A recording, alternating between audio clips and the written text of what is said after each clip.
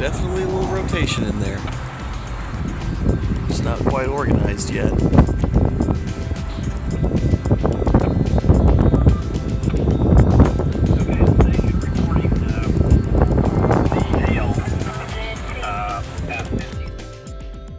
Amateur radio has been both a hobby of mine and an opportunity for public service for almost 20 years of my life.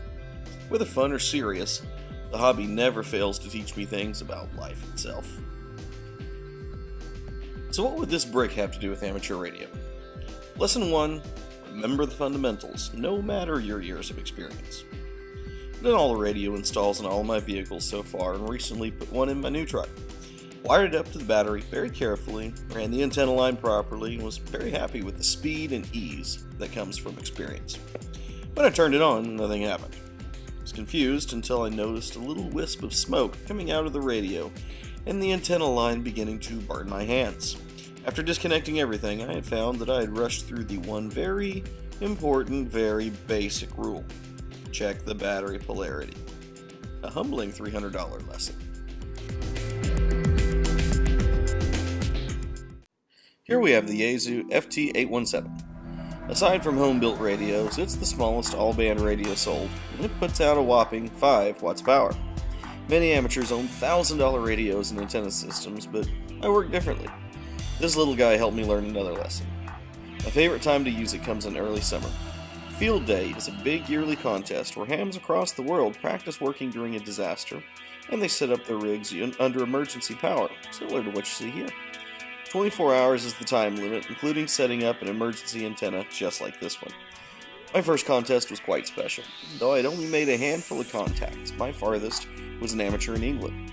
I tried him for all 24 hours of the contest and only got him with an hour to go.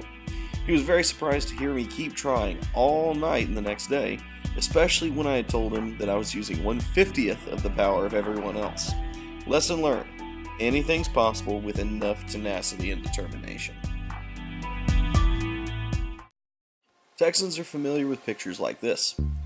This one in particular taught me a very important lesson, because it was one that I saw myself. One of my activities in amateur radio was storm spotting, as a National Weather Service volunteer. Last year, after following a storm system through northwest Kaufman County, through Hunt County, and off past Greenville, I was headed back home, and our group was activated again for another round of cells passing through Ellis County on a beeline for Dallas.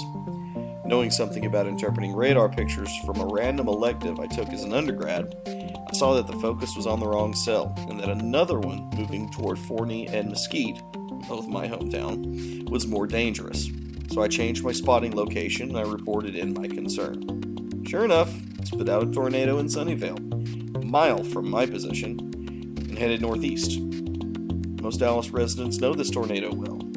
It's the December 26, 2015 tornado that killed 15 people and ate its way through Rowlett and Garland. Without timely reports like mine, that number would have been far higher. So lesson learned. Never pass up the chance to learn something new, no matter how random it is. You never know when that knowledge is going to be needed, nor how valuable it will be.